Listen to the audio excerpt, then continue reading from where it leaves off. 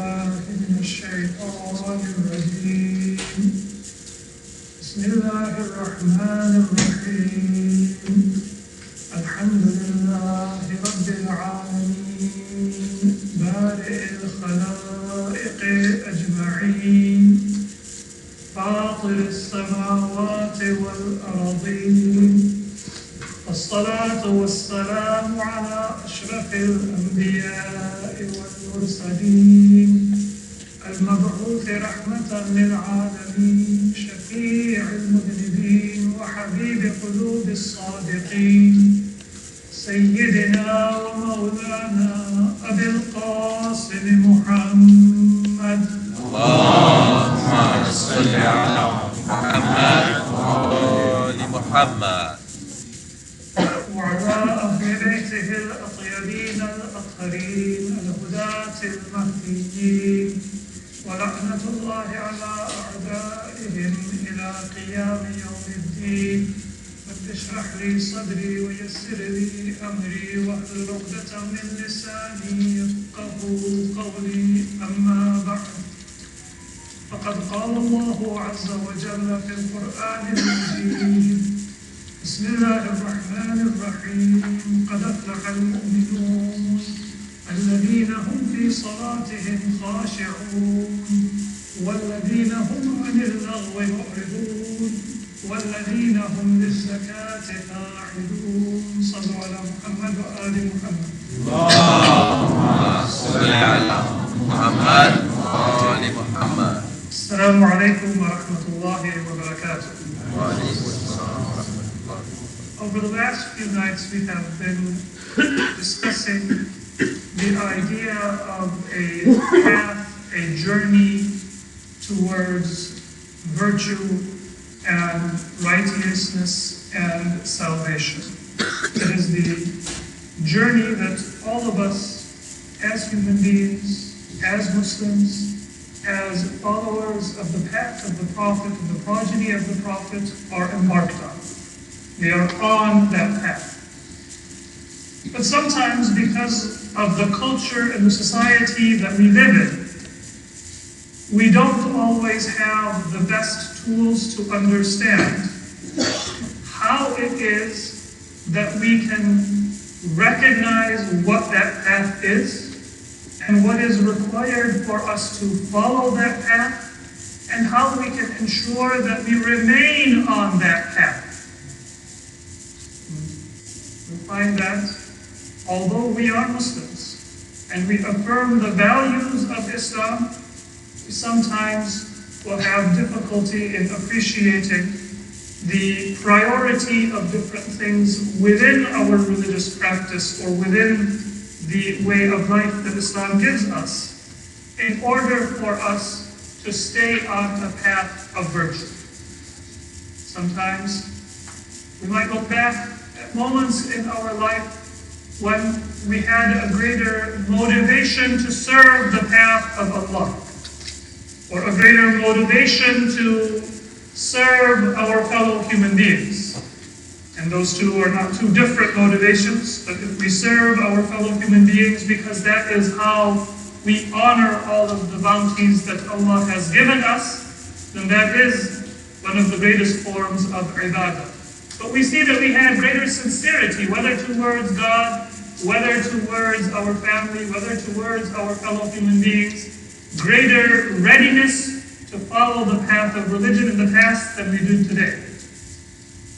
And if we had greater readiness in the past than we do today, that means that we need to look back and try to understand what is it that we might have lost, or what is it that we need to rekindle in order to be able not just to recover that prior sincerity, but to improve upon it.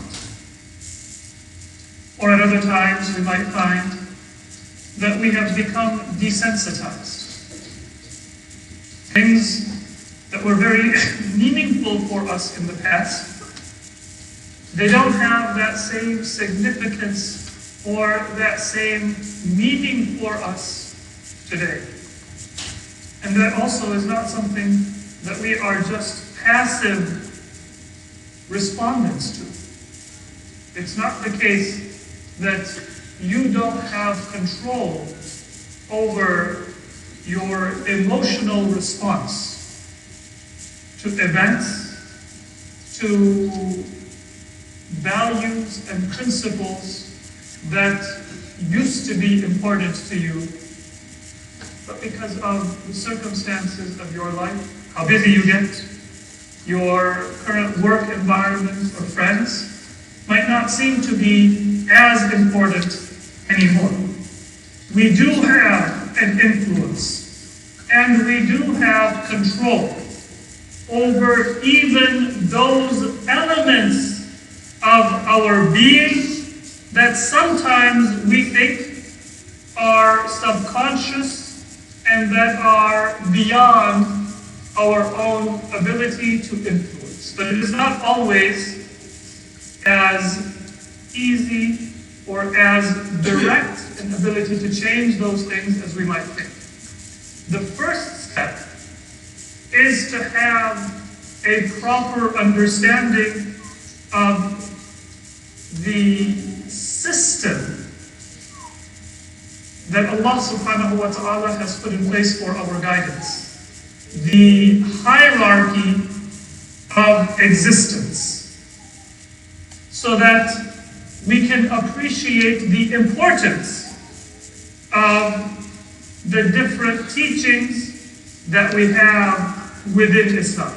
Because every one of them has a certain purpose and a certain place. It is entirely possible for salat, even though as-salatu amudud-din, in qubilat, qubila ma siwaha, wa in ruddat, rudda ma siwaha. Prayer is the foundation of your religion. If it will be accepted, then your other actions will be looked at and they can be accepted. But if the prayer is rejected, then your other actions, even if you do good deeds, they will also be rejected and they will be given back to you as unacceptable. Even though prayer has that importance, it is entirely possible for prayer to become ineffective or for prayer to become a distraction from our obligations and from our priorities within Islam. Prayer is important, but it's not automatic that if you give importance to prayer, you will be a good Muslim, or you will have a proper understanding of Islam. Instead, you have to honor prayer, but you have to know what is the purpose and the place for prayer, so that it accomplishes the goal that it is to accomplish within our spiritual life and our development. And it doesn't become ineffective, or even worse, destructive towards our spiritual development. Sallu ala Muhammad wa ala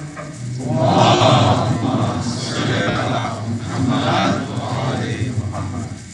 So just to briefly review the path that we have covered until tonight, we have mentioned that we should not view Islam and being as something that rests on a foundation of humanity that is before being and before our religion. We shouldn't say that I am a human first and a Muslim second. Because to be Muslim in essence means that you submit yourself to truth and to reality. And before you are a human being, you are a Muslim. Because even if I decide not to recognize Allah subhanahu wa ta'ala and not believe in Allah and not worship Allah, I cannot prevent myself voluntarily from breathing. I might hold my breath, but a point will come when my body will compel me to breathe. And I can't exercise my willpower and say that, well, no, I'm going to hold my breath voluntarily until I suffocate. I can't will my heart into not pumping. That is something that is beyond my control. And even if I can find some way to influence those processes, and people do interfere with their physical processes in various ways, if you come down to an even more fundamental level, the way that every organ within my body operates, the way that every cell within my body operates, the fact that I need food and that I need rest, the fact that I am subjected to the laws of the universe means that on a fundamental level, that which makes me human, the operation of my body and my organs and my heart and my mind are all submitting to the laws that Allah subhanahu wa ta'ala has created. So you are a Muslim by virtue of being alive and by virtue of existing. And then if you decide that with my conscious mind I'm going to reject, then on that foundation of submission, which is part of your existence, you are putting an improper building of kufr. But underneath that kufr is an existential, a creational, an unavoidable Islam, which is that regardless of what you may wish, you're not going to live forever. Regardless of what you may wish, you can't avoid sickness, you can't avoid death, you can't avoid pain, you can't avoid hardship. That is because your life and your body and your soul must submit to the decree of Allah subhanahu wa ta'ala.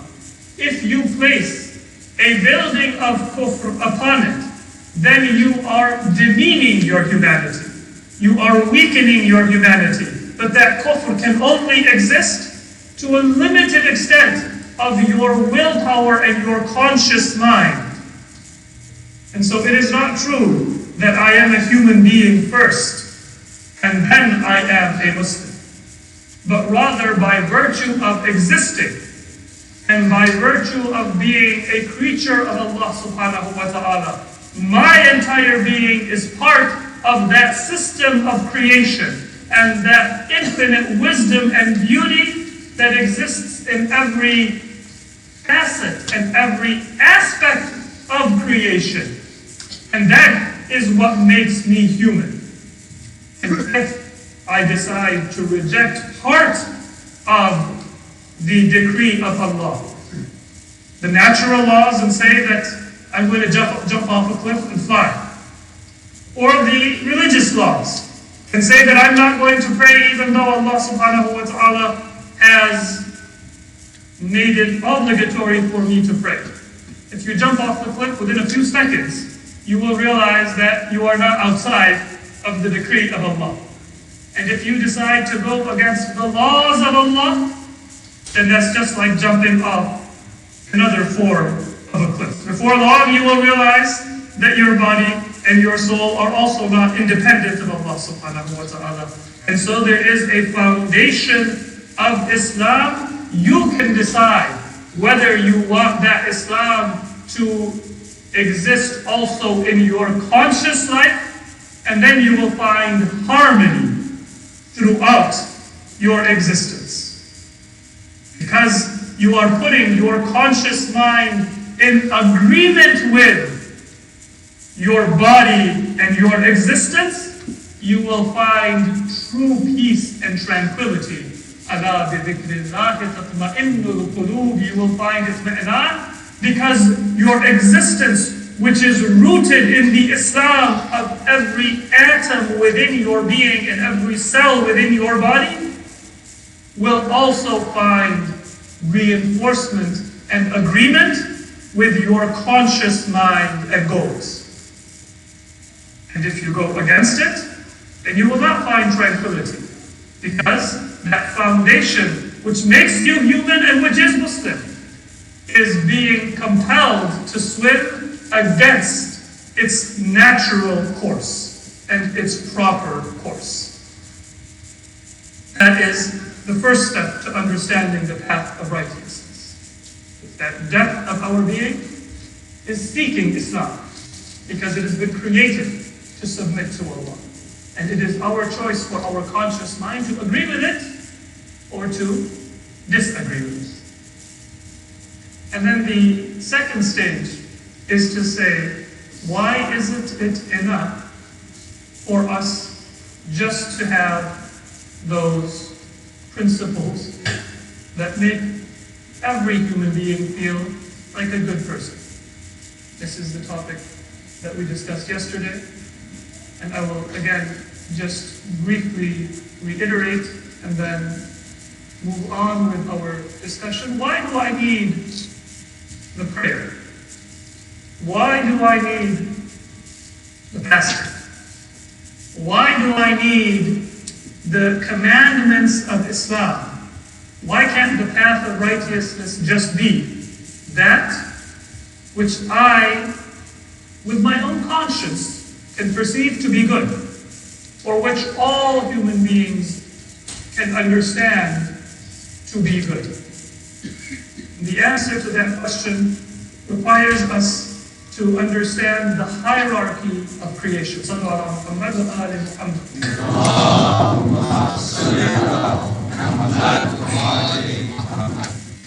What is the hierarchy of creation? The priority of existence. Everything that exists that we consider to be real is a manifestation of a wisdom and a purpose that God has put within creation. So existence is a manifestation of the beauty and the wisdom of Allah subhanahu wa ta'ala. And so underneath history and underneath the physical world that you can see and taste and smell and feel and hear, a truth. There is what the Quran knows as haqq. خَلَقَ اللَّهُ السَّمَاوَاتِ وَالْأَرْضَ بِالْحَقِّ. And haqq implies that morality, meaning justice, meaning a right place for everything, is underneath the physical world. So within the physical world, can you understand what it means to live a good life superficially? If in the physical world I cannot understand what it means to live a good life just superficially, then when spiritual purpose is deeper than the physical world, because it is the purpose of the physical world, it is beyond just my senses. It is unreasonable of me to expect that what it means to be a good human being will be immediately obvious to me just by my instinct or by my own reasoning or superficial thinking. And you can take a look at how many areas there are where people have tried to improve upon the physical world. Even people with a great deal of study and expertise. And they made grievous mistakes. In China, the time of Mao, there was an effort to try to improve upon farming. And they noticed that sparrows would eat seeds that were planted and fruit that were ready for harvest. And so there was a campaign known as the Four Pests Campaign, or the Great Sparrows Campaign, to capture or kill the sparrows so they won't eat the seeds and the fruit. And inshallah, that will allow better produce, more plentiful harvest, so the country will be able to eat better. And those of you who know the Great Famine, late 50s, early 60s, what was the result? Of course, it wasn't just this one policy. And it wasn't just because of the influence of politics or money within that field of expertise. This is the nature of humanity, that we try to fix one problem, and without realizing it, we create another problem. What happened? When the sparrows were gone, they didn't eat the seeds, and they didn't eat the fruit. But they also didn't eat the locusts that the next few years decimated all of the harvest. And so by removing that one pest, what actually happened is that for the next several years, the harvest decreased because an unforeseen factor was there. This is the physical world. People have been farming for thousands of years. And yet, even people with expertise and with study are not able to understand what is justice and what is an improvement in the physical world. And so if the spiritual world is deeper than the physical world, if the spiritual world is not directly accessible to my senses, if the results of the physical world are going to show themselves within a year, or 2 years, or 10 years, and still after tens of thousands of years of human history, we're not able to make decisive conclusions about what is best for our agriculture, for our industry, for our economy, for our politics, for our health, and so many other areas. It is not to say that we should throw all study and experimentation away and just live without the benefit of that study and that advancement. But it's the nature of the physical world in all its complexity and all its intricacy that we can't figure it out. The spiritual world lies deeper than that. And the outcomes of a policy that you change for a person's health or for a person's physical world will show themselves maybe within that person's lifetime, and certainly within a few lifetimes. But then spiritual outcomes are not that clearly visible. And so we should expect that we will need even more humility and study and guidance for those spiritual results. And so if you want to say, why is it that it's not enough for me just to be a good person according to my own terms? Then the answer to that is that you cannot even figure out as a human being, as a human society, the best outcome for your physical life without disagreement and constant need of adjustment and readjustment and fixing the mistakes of yesterday. So how is it possible that you can know your spiritual outcomes on your own? And that is why Allah subhanahu wa ta'ala has given us a blessing. For the physical world, He said that this is your own life. So do your study, try and make a mistake and fix that mistake. Allah has only given certain restrictions. You cannot do this. You cannot eat this. But largely, Allah subhanahu wa ta'ala has allowed us as a human species to study, to experiment, and to develop our understanding to a large extent. But because spirituality is even more profound and even more difficult, Allah subhanahu wa ta'ala has given us a conscience within ourselves, and Allah subhanahu wa ta'ala has given us an external hujjah or proof, which is the chain of prophets, and then after the prophets, the imams, so that we will be able to know, which we cannot know on our own terms, what is it that allows us to live a proper and a correct life on the spiritual love. That is why we have a need for the guidance that comes from Allah. So that's salat, and that's saum, and all of the other teachings of Islam, and that continuous connection to the Prophet and to the successors of the Prophet. It is simply a natural result of the fact that spiritual truth is even more profound than physical truth. And if you cannot get to the bottom of physical truth on your own, then you should not expect to be able to get to the bottom of spiritual truth on your own. You need a guide. And Allah subhanahu wa ta'ala has provided that guide in the form of our beloved Prophet Muhammad sallallahu alayhi wa alihi and his project.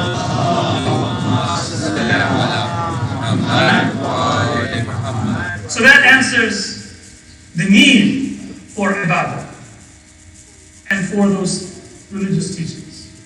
But there is another question that comes, which is, what if I don't want to reach my potential? So the fitrah is infinitely deep, because it is not just your instinct and what you think now, I want to be free, but it is the true meaning of that freedom, which comes from recognizing your limitations and then operating in accordance with your true needs and your true limitations, which will bring you freedom from the ill effects of choices that you might make as a young person, or the ill effect of choices that you might make as a human being in this life, which will show themselves in the hereafter. Your fitrah is deep and profound. And because it is profound, you need God's guidance.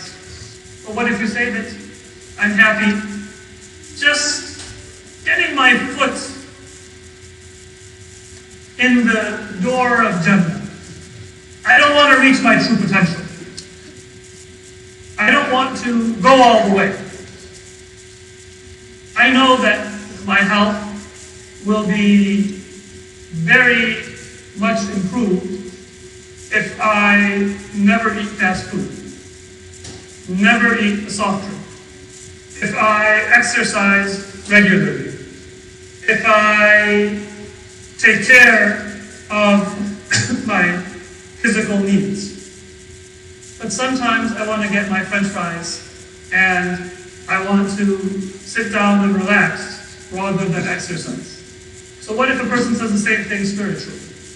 That yes, to reach my true potential is in need of the guidance of a prophet and an imam. That makes sense, because spiritual truth is deeper than physical truth. Physical truth is not accessible just through my own understanding. So of course spiritual truth is not accessible through my own understanding. That's all well and good. As you said yesterday, to be true to yourself is to be true to your potential and not just to your current state. That's all well and good. But I just want to live a good 60, 70 years, and I want to have my French fries, and I'm not insisting on squeezing every last minute of life by taking care of every precaution for my physical health. And I'm not interested in trying to live up to my highest spiritual potential. I'm entirely satisfied just to do good enough. I don't know if these are questions that are relevant to you or not. These are frequent questions that I hear from people.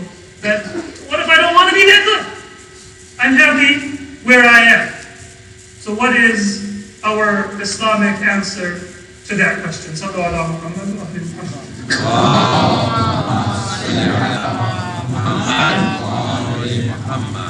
The answer to that is that if something belongs to you, then you have every right to determine what you want to do with it.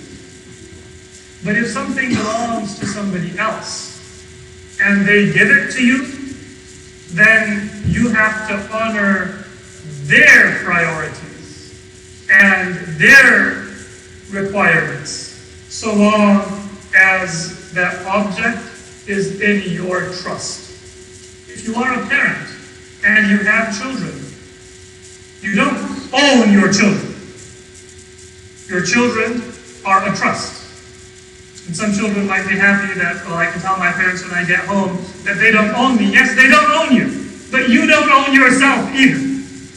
So if you throw off the ownership of your parents, that doesn't mean that you become the owner of yourself.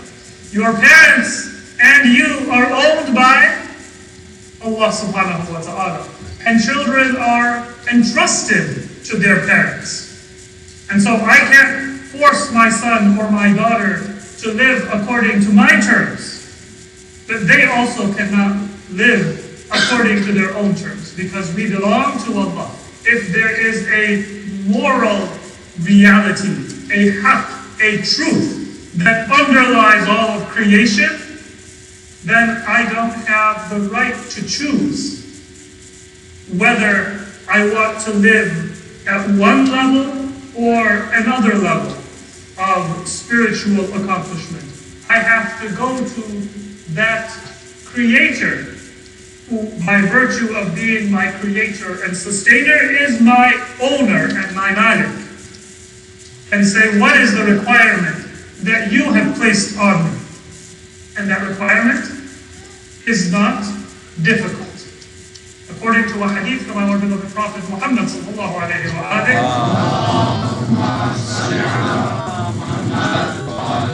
the Prophet said that if you do that which Allah has commanded you to do,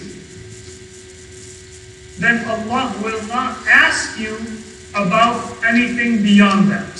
Wajibat are a requirement. That which is above the wajibat, Allah is not going to demand it. So there is an infinite level of spiritual advancement that is available to you. But it's not the case that Allah is going to compel you to go that entire distance. With your physical body, Allah has said that you are not to be negligent towards it. As a Muslim, it is not permissible for you to engage in an extreme sport that has a serious risk of death or injury, because you cannot subject yourself to a negligent course of action. But if sometimes you want to have an extra piece of cake, even though it's not best for your health, right? Some actuary somewhere might tell you that it's going to take 10 minutes off of your life. Every extra piece of cake you have. I don't know if it's 10 minutes or 5 minutes. But I'm sure there's a calculation that exists. Allah has not required you to observe every last risk for your physical life. The same thing is true for your spiritual life. But what Allah subhanahu wa ta'ala has done is He has said that I want you to develop that motivation, even though if you really look at the requirements of Islam, they're not that difficult. And the vast majority of those requirements for your worship and for your diet and for your lifestyle are things that are going to help you anyway in your career and in your physical life. If you avoid alcohol, if you avoid gluttony, if you avoid gambling, and if you avoid all of those things that Islam has prohibited, and you do all of those things that Islam has required, it's not really that you're missing much. And what little you are missing, just in your physical world, you're gaining much more than that already. Forget the spiritual benefits. But Allah does want you to try to go beyond that. And He wants to do it by inspiring you. And that is why Allah has said that you are to have an immediate